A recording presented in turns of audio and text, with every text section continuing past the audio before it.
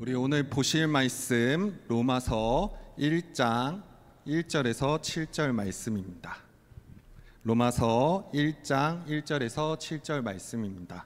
제가 가진 성경 신약 237페이지 로마서 1장 1절에서 7절 말씀입니다. 다 찾으실 줄 알고 우리 교독하시겠습니다. 예수 그리스도의 종 바울은 사도로 부르심을 받아 하나님의 복음을 위하여 택정함을 입었으니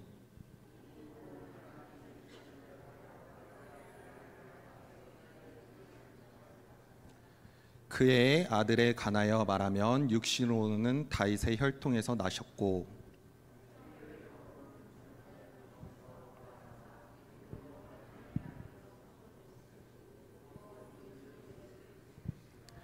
그로 말미암아 우리가 은혜와 사도의 직분을 받아 그의 이름을 위하여 모든 이방 중에서 믿어 순종하게 하나니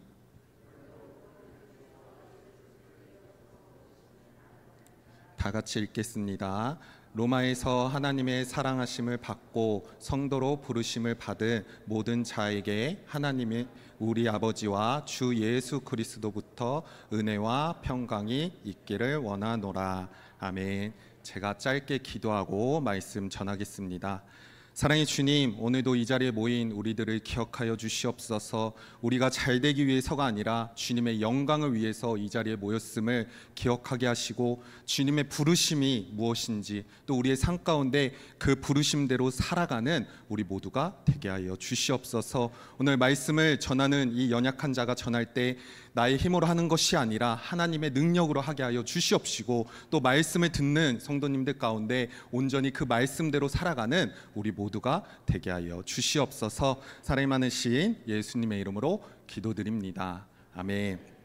부름 받은 삶이라는 제목으로 오늘 말씀을 전하려고 합니다. 부름 받은 삶은 무엇일까요? 부름 받은 삶은 하나님께서 우리에게 특정한 목적 그리고 사명을 우리에게 부어주셨다는 것입니다. 그리고 그 부르심에 믿음에 기초한 삶을 말하는 것입니다. 이는 단순히 우리가 직업이나 역할을 의미하는 것이 아니라 우리 존재 자체에 대해서 하나님 계획 안에 있음을 깊이 인식하고 그로 말미암아 우리가 그 부르심 안에 나아가는 것을 말합니다. 하나님께서는 우리에게 각자 특별한 계획과 목적에 따라 부르십니다. 누구는 목회자로, 누구는 또 장로로, 누구는 권사로 또 각자에 맞춰서 또 직분을 부여해 주십니다. 그 직분에 따라 또 맡겨진 일들이 있고 그 부르심에 따라 우리가 열정 그리고 삶의 경험을 통해 드러나게 됩니다. 에베소서 2장 10절 말씀에서는 이렇게 말합니다. 우리는 그가 만드신 바이며 그리스도 예수 안에서 선한 일을 위하여 지으심을 받은 자니 이는 하나님이 전에 예비하사 우리로 그 가운데 행하게 하려 하심이라 라고 말합니다. 즉 하나님께서는 우리가 선한 일을 행하도록 부르셨다는 것입니다. 우리가 스스로 행한 선한 일을 할 수 없으니 주님께서 우리를 부르셨고 그 부르심으로 말미암아 우리가 선한 일을 행하도록 부르셨음을 우리는 기억해야 합니다. 여기서 부름 받은 삶은 단순히 교회에서 역할을 의미하는 것이 아니라 이는 우리의 일상 속에서 또 가정에서 직장에서 그리고 공동체 안에서 하나님의 사랑 그리고 진리를 살아내는 것입니다. 이것이 살아날 때 그 하나님의 부르심의 말씀 안에서 우리가 비로소 삶을 살아가게 되는 것입니다.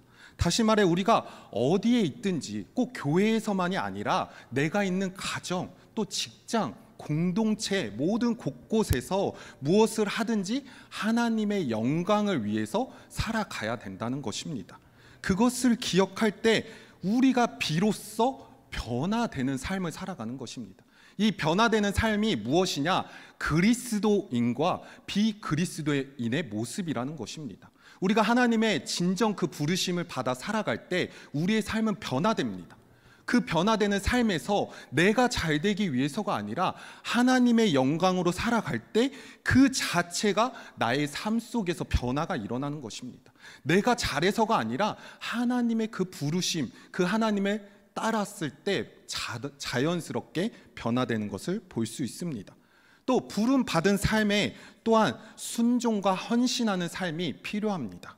하나님께서는 우리에게 주신 사명에 따라 또 시간과 그리고 재능 또 자원들을 사용해야 한다는 것입니다.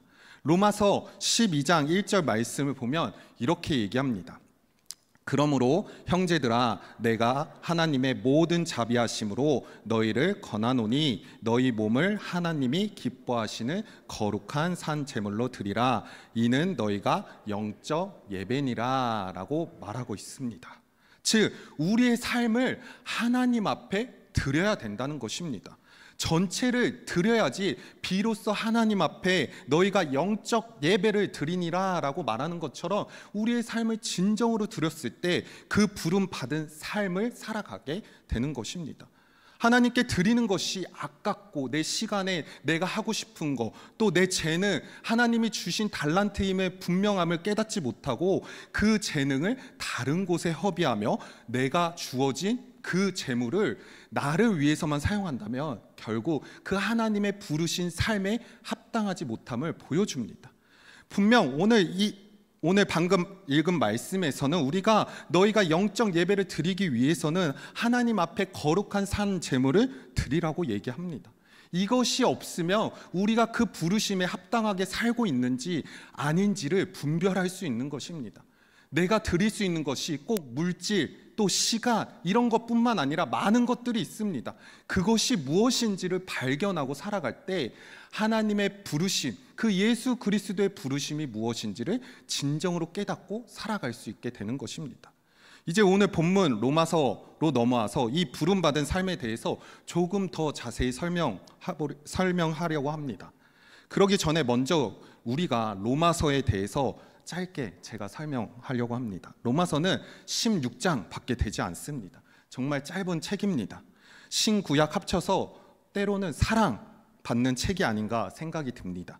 로마서가 재해석되고 재발견될 때마다 많은 놀라운 하나님의 역사심이 일어나고 많이 뒤집혀지는 놀라운 역사가 일어납니다. 중세가 변한 것도 로마서 때문입니다. 세계의 교회가 자유주의 신학으로 어려움을 겪고 있을 때 그 자유주의 신앙에서 또 인본주의 신앙에 건져낸 것도 바로 로마서입니다. 이 책은 작지만 우리에게 그 하나님의 부르심이 무엇이고 하나님의 그 사랑이 무엇인지를 깨닫게 해주고 있습니다.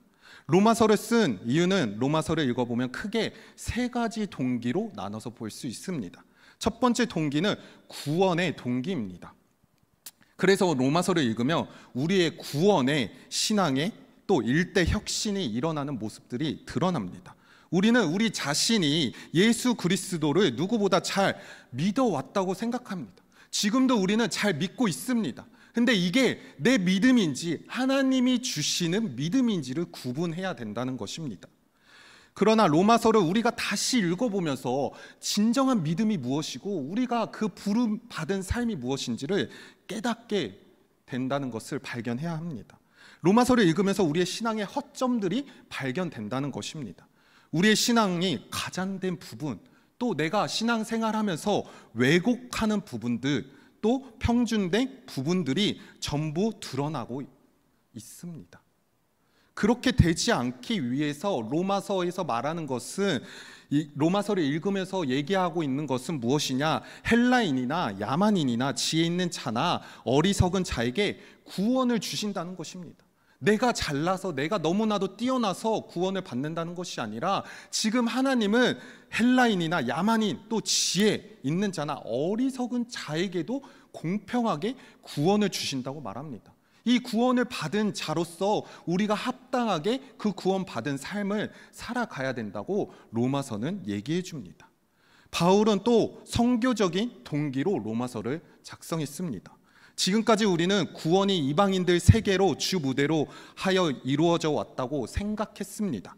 그러나 로마서 9장에서 11장까지 내용을 자세히 살펴보면은 구원은 이스라엘을 통해서 왔습니다. 이스라엘을 통해서 하나님의 백성들이 만들어졌습니다. 이스라엘을 통해서 메시아가 온 것을 우리는 알고 있습니다. 그러나 유감스럽게도 이스라엘 백성들은 메시아 이야기를 거부합니다. 누구보다 그 우리 주 메시아를 보고 핍박하고 비난합니다. 너가 어떻게 하나님의 아들이냐? 어떻게 너가 메시아냐? 우리를 진정 구원해 줄 메시아는 이 로마에서 우리를 구원해 줄 왕이 올 텐데 너 같은 연약한 자, 그 장깨 부리는 자, 그냥 귀신 쫓는 자, 병 고치는 자로 비난하며 그 메시아를 받아들이지 못했습니다. 하지만 이방인들은 이 복음을 들었습니다. 결국 이스라엘 백성들을 택해서 그 복음이 메시아가 오셨지만 그 메시아를 통해서 복음이 이스라엘 백성들을 통해서 간 것이 아니라 복음을 알 수 없는 이방인들의 세계로 들어와서 이스라엘의 복음을 배척한 결과 온 이방 세계에 복음이 전파되었던 것입니다. 그렇다고 해서 하나님이 이스라엘 백성들을 버렸던 건 아닙니다. 복음은 이방인들에게 전하기 위해서 이스라엘로 하여금 복음을 거부하게 하셨고 모든 이방인들이 하나님의 말씀, 즉 그 예수 그리스도를 믿게 하는 새로운 통로의 고리로 만드셨습니다. 그 복음은 다시 이스라엘 백성에게로 돌아와 그 놀라우신 하나님의 복음을 받고 그 복음으로 말미암아 우리가 합당한 삶을 살도록 얘기하고 있습니다. 따라서 진정한 구원의 완성은 이방인의 구원과 이스라엘의 구원, 이 둘이 이루어짐으로써 가능하다는 것입니다. 이것을 오늘 로마서에서는 얘기하고 있는 것입니다. 또 로마서는 진정한 그리스도의 삶이 무엇인가에 대해서 얘기하고 있습니다. 그 그리스도의 삶이 무엇일까요? 우리는 교회를 오래 다닌 분도 있고 짧게 다닌 분 다양합니다. 근데 진정한 그리스도의 삶을 사는 것은 무엇일까요? 로마서 12장 16장까지 그런 내용들을 말하고 있습니다. 그리스도의 삶이 무엇이냐? 많은 사람들이 자기 나름대로 다 예수님을 잘 믿는다고 생각합니다. 그러나 로마서에서 정말 잘 믿는다는 것이 무엇이고 구원받는 자는 어떻게 살아야 되는지에 대해서 설명해 주고 있습니다. 우리가 너는 그리스도인으로서 어떤 삶을 살고 있냐? 라고 질문했을 때 우리는 바로 대답할 수 있어야 돼요. 너는 구원받았냐? 그 구원받고 천국을 갈 수 있냐? 그리스도의 삶으로서 합당하게 살아가고 있냐? 라고 했을 때 우리는 망설이지 않고 바로 대답하기를 소망합니다. 그 구원받은 자가 어떻게 살아가야 될지는 두 가지로 설명하고 있습니다. 첫째는 내 몸을 하나님이 기뻐하시는 산 제물로 드리며 진정한 그리스도의 삶을 살아가라고 말합니다. 즉 산제사가 이루어져야 된다는 것입니다. 제물이 없는 제사는 존재하지 않습니다. 만약 예수님이 십자가에 못 박혀 돌아가시는 사건이 없이 구원을 말한다면 그 구원은 우리에게 설득력이 아마 없을 것입니다. 예수님 자신이 산 제물로 되셨기 때문에 그 구원의 십자가의 고난을 통해 부활로 말미암아 우리에게 그 구원이 이루어진 것입니다.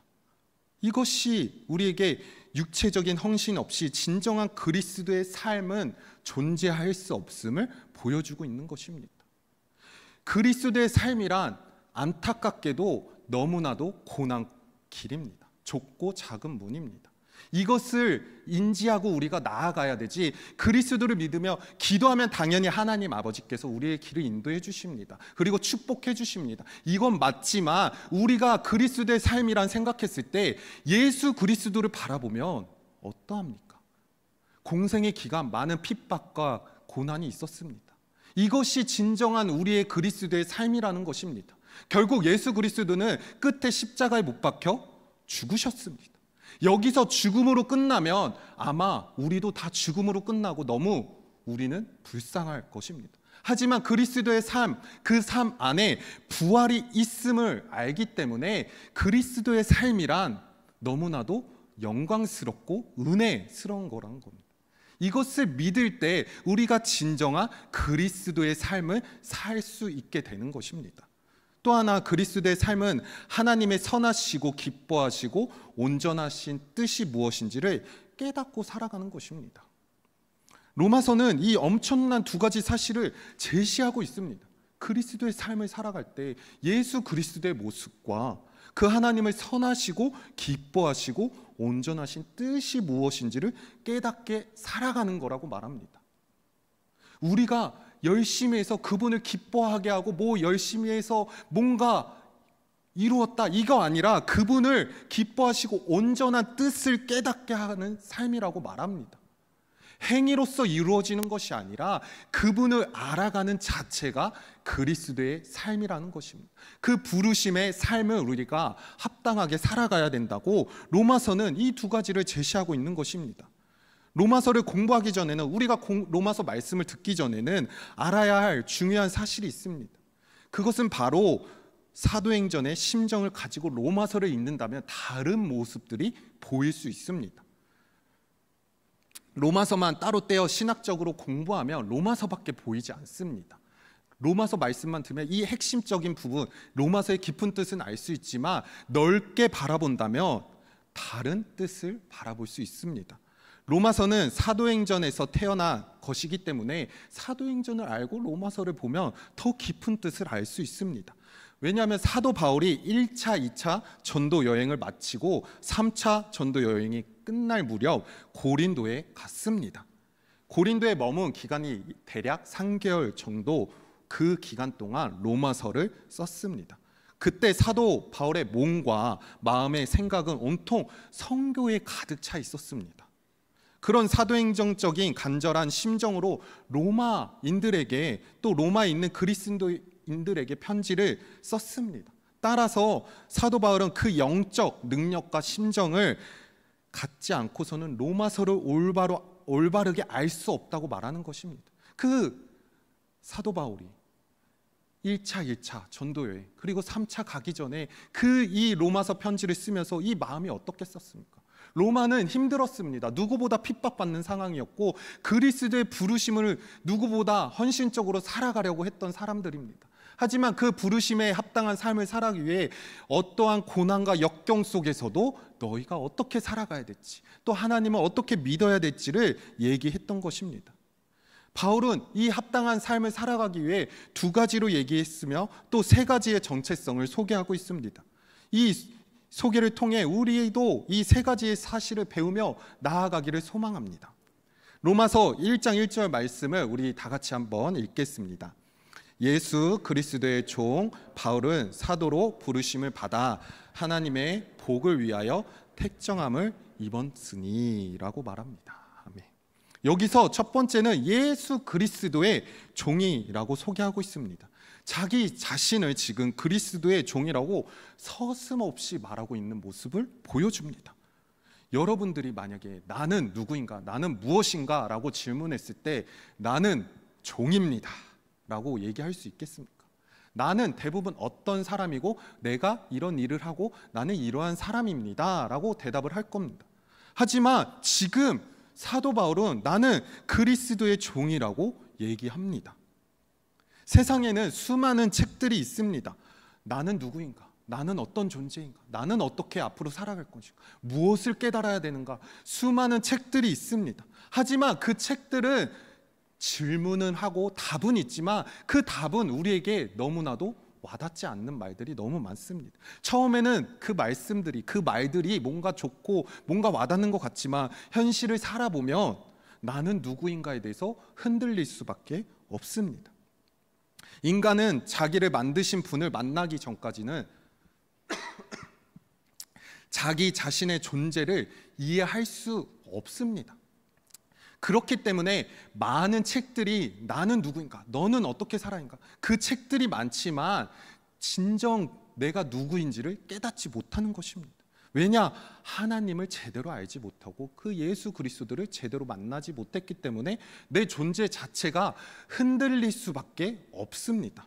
절대로 인간은 스스로 자기 인생을 깨달을 수 없음을 인정해야 합니다. 바울은 다메섹 도상에서 예수님을 만난 후 인생이 180도 바뀌었습니다. 그는 나의 그리스도의 종이라고 선언까지 했습니다. 여기서 종이란 말을 더 노골적으로 표현하면 노예라고 할 수 있습니다. 노예라고 하면 노예는 무엇입니까? 자기 인생 자체가 없습니다. 자기 의지가 없는 사람입니다. 그냥 이 노예는 주인이 시키는 일에 복종하고 그 일만 살아가면 되는 사람입니다.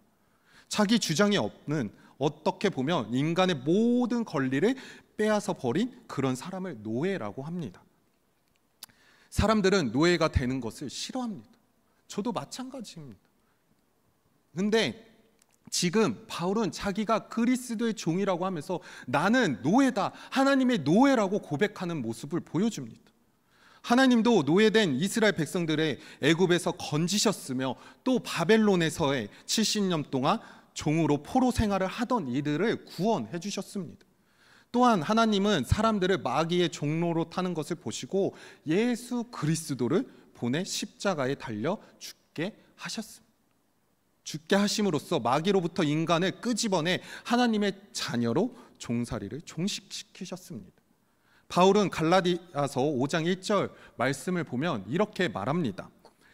그리스도께서 우리를 자유롭게 하려고 자유를 주셨으니 그러므로 굳건하게 서서 다시는 종의 멍에를 매지 말라. 아멘.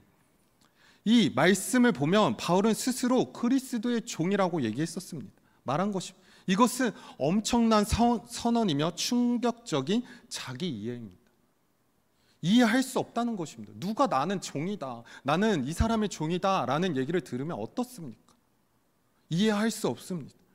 이렇게 말할 수 있는 사람은 바울처럼 살 것입니다. 우리 성도님들이 되기를 소망합니다.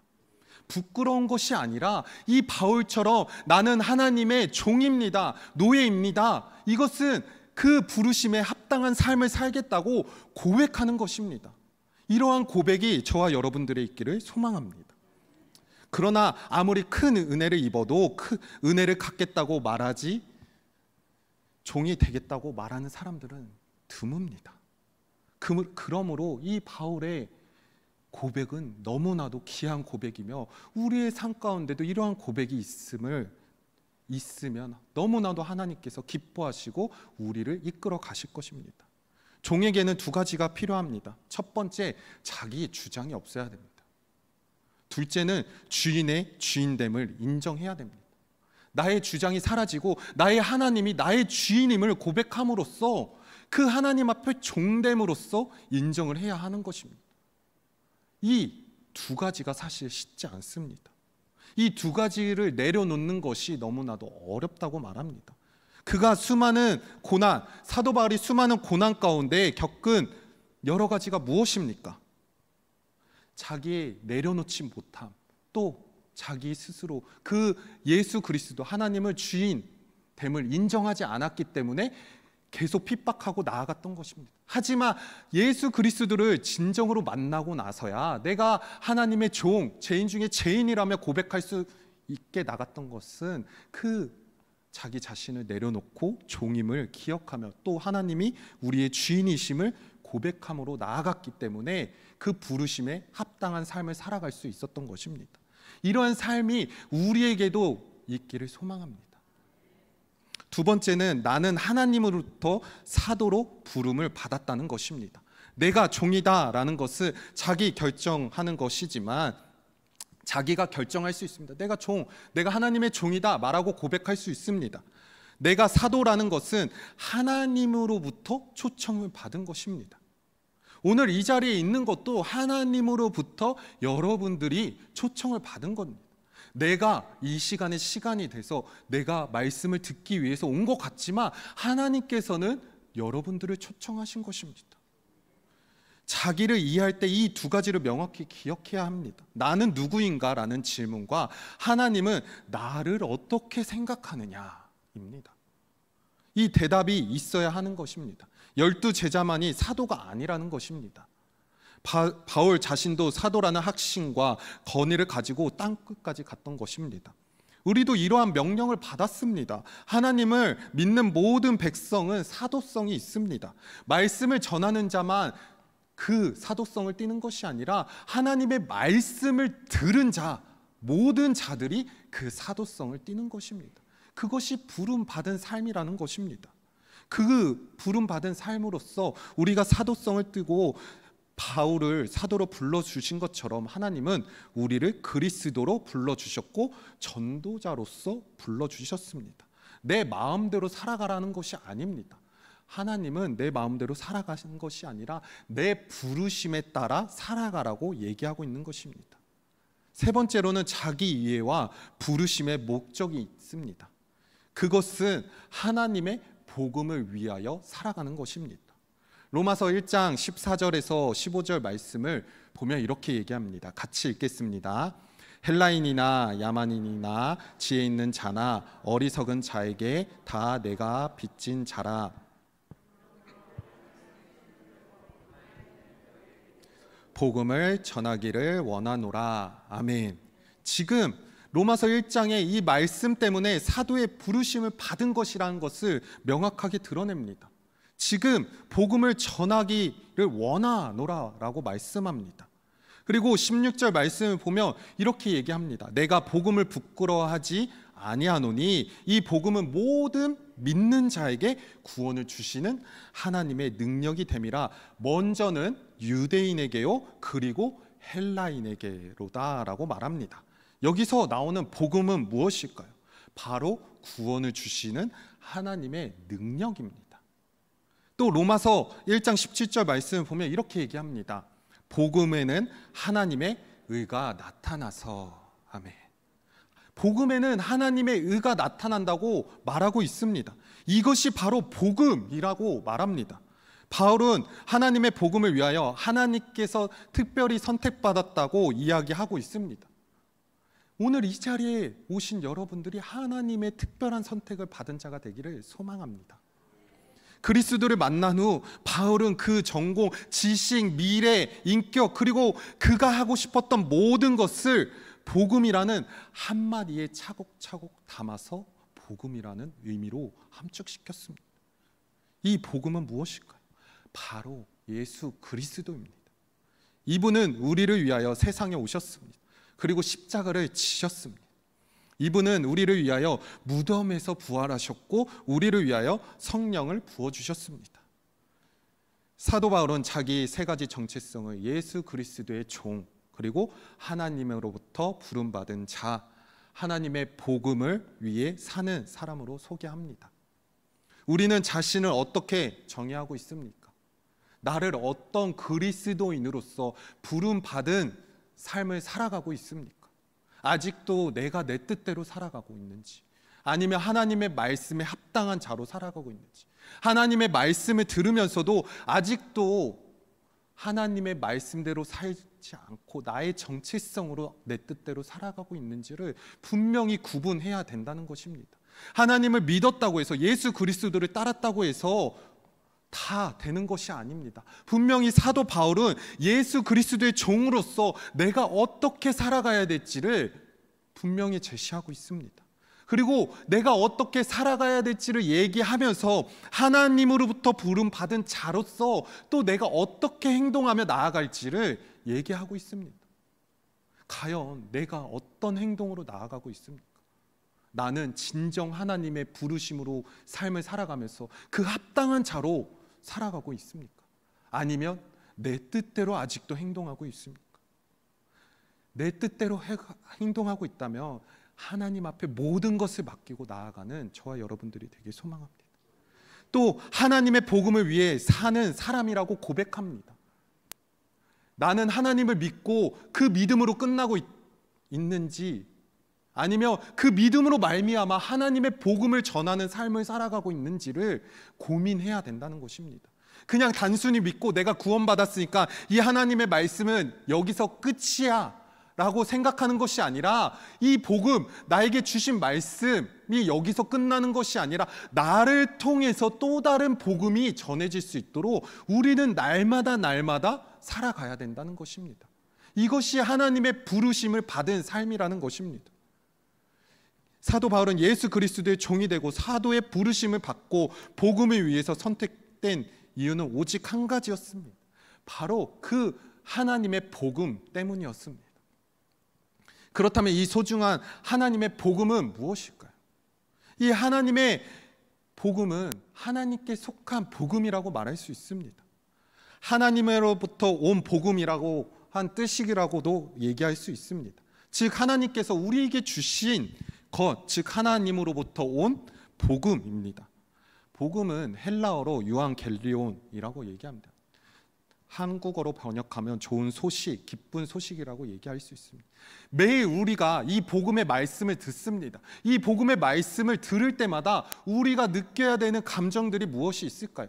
당연히 하나님의 말씀을 들으면서 우리가 절제하고 하나님의 말씀대로 살아가기를 노력해야 되지만 이 말씀 안에는 좋은 소식이 있으며 기쁜 소식이 있다는 것입니다. 이 복음의 소식을 들으며 우리의 마음이 요동쳐 기뻐할 수밖에 없다는 것입니다. 그래서 이 소식을 가리켜 우리가 복음을 들으면 날마다 기뻐할 수 있으며 하나님으로부터 온 복되고 기쁜 소식을 우리가 믿음으로 말미암아 복음을 받아들이는 것입니다. 하나님의 복음은 하나님의 아들이신 예수 그리스도의 인류의 죄를 구속하기 위해 인간에 오셨다는 것입니다. 그러한 소식을 우리가 믿고 나아가야 되는 것입니다. 사도 바울은 이 로마서 1장 1절을 시작하면서 자기의 정체성을 소개하면서 그리고 이런저런 다른 이야기할 조차도 없이 2절에서는 하나님의 복음이 무엇인지를 강력하게 얘기하고 있습니다. 이 이유는 무엇일까요? 너무나도 이 복음이 중요하고 이 정체성으로 끝나자마자 바로 우리에게 이 복음이 너무나도 중요하기 때문입니다. 2절 말씀을 보면 이렇게 얘기합니다. 내가 그리스도의 종된 것은 바로 이 복음 때문이다. 내가 사도로 부름 받은 것도 이 복음 때문이다. 내가 이렇게 특별한 선택된 것도 바로 복음 때문이라고 얘기하고 있습니다. 그래서 이 사실을 빨리 이야기하고 싶었던 것 같습니다. 내가 이 복음 때문에 너희에게 이 말씀을 전한다. 내가 이 복음 때문에 특별히 선택됐다. 이 복음 때문에 기쁨으로 말미암아 나아간다. 그러므로 이 기쁜 소식을 너희에게 전하고 싶었던 것 같습니다. 이 복음은 우리의 삶 속에서 어떻게 전해지고 있습니까? 우리가 앞에서 말했던 그 전체성이 끝나자마자 우리에게 복음이라는 주제가 나옵니다. 이 복음대로 우리가 살아가고 있습니까? 이 기쁘고 선택받고 그 말씀대로 이 복음대로 우리의 삶에는 어떠한 삶을 살아가고 있는지 고민해야 합니다. 너무나도 이 복음이 중요하기 때문에 우리가 이 복음대로 살아가기를 사도 바울은 간절하게 원했던 것입니다. 로마서 5장 8절 말씀을 보면 이렇게 얘기합니다. 우리가 아직 죄인 되었을 때 그리스도께서 우리를 위하여 죽으심으로 하나님께서 우리에 대한 자기의 사랑을 확증하셨습니다. 이 복음이 왜 중요하냐? 하나님께서 우리에 대한 자기 사랑을 확증하셨다는 것입니다. 분명한 것, 그 하나님의 사랑으로 이 복음으로 말미암아 그 주님의 사랑을 확증하셨다. 따라서 복음은 하나님으로부터 온 것이며 하나님께 속한 것이며 하나님이 우리에게 주신 기쁜 소식이다 라고 얘기합니다. 또한 에베소서에서는 복음과 하나님의 관계에 대해서 이렇게 설명합니다. 에베소서 2장 4절에서 6절 말씀을 보면 이렇게 얘기합니다. 긍휼이 풍성하신 하나님이 우리를 사랑하신 그 큰 사랑을 인하여 허물로 죽은 우리를 그리스도와 함께 살리셨고 너희는 은혜로 구원을 받은 것이라. 또 함께 일으키사 그리스도 예수 안에서 함께 하늘에 앉히시니. 아멘. 복음은 긍휼이 풍성하신 하나님의 우리를 사랑하셔서 자기 아들을 십자가에 못 박혀 죽게 하시고 다시 부활시키신 바로 그 사건이라는 것입니다. 우리는 십자가와 함께 죽었고 그 십자가의 죽음으로 끝나는 것이 아니라 부활과 함께 살아났다는 것입니다. 성경을 보면 우리를 살리셨을 뿐만 아니라 그리스도와 함께 하늘에서 왕노릇하게 하셨다고 말합니다. 이것이 복음이라고 말합니다. 말씀을 마무리하겠습니다. 우리가 이 말씀을 듣고 나아갈 때 우리의 삶 가운데 어떤 생각이 듭니까? 부르심을 받은 삶을 살아가고 있습니까? 아니면 아직도 내 마음대로 살아가고 있습니까? 하나님은 날마다 우리에게 말씀하십니다. 계속 그 하나님의 부르심을 따라 살아가라고 말씀하십니다. 말씀을 들을 때만 그 부르심에 합당한 삶을 살아가는 것이 아니라 너가 있는 곳곳에서, 너가 있는 그곳에서 그 부르심에 합당한 자로 그 부르심을 받은 삶을 살아가야 되는데 왜 말씀을 들을 때만 살아가냐고 말씀하십니다. 사도 바울도 그 부르심에 합당한 삶을 살아가기 위해 우리의 정체성이 어떠한지를 설명했습니다. 그 정체성을 우리는 어떻게 살아갑니까? 아직도 내 뜻대로 살아가십니까? 아직도 내 주장대로 하나님의 말씀과 투쟁하십니까? 하나님은 이렇게 말씀하시는데, 하나님, 그것은 아직 힘듭니다. 지금은 너무 어렵기 때문에 나중에 제가 그 말씀을 듣고 마음이 편하면 나가겠습니다 라고 원하지 않습니다.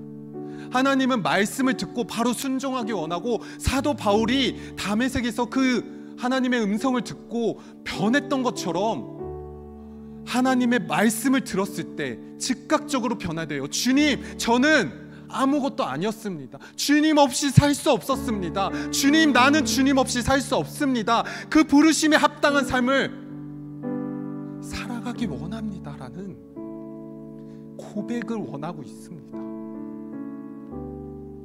이러한 고백이 우리가 말씀을 들었을 때만 울려서 일어나는 것이 아니라 날마다 그 부르심에, 그 예수 그리스도를 우리의 구주 삼고, 주님, 그 부르심에 합당한 자로 살아가겠습니다. 주님, 나를 사용하여 주시옵소서. 주님만을 찬양하겠습니다. 오늘 또 그 주님만을 바라보고 나아가는 자가 되겠습니다 라고 고백하는 저와 여러분들이 되기를 소망합니다. 그때 주님께서는 분명한 것은, 우리를 낮추고 나아갈 때 주님은 여러분들을 사용하시고 우리 성도님들을 누구보다 주님의 귀한 자녀로 부름에 합당한 자로서 사용하심을 믿고 나아가는 저와 여러분들이 되기를 축복합니다.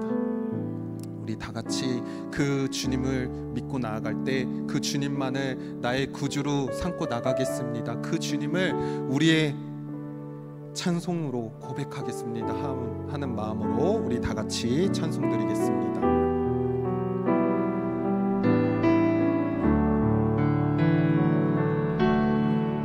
예수로 나의 구주 삼고 성령과 피로써 거듭나니 이 세상에서 내 영혼이 하늘의 영광 누린 예수로 나의 구주 삼고 예수로 나의 구주 삼고 성령과 피로써 거듭나니 이 세상에서 내 영혼이 하늘의 영광 누리도다. 이것이 나의 간증이요 이것이 나의 찬송일세. 나 사는 동안 끊임없이 구주를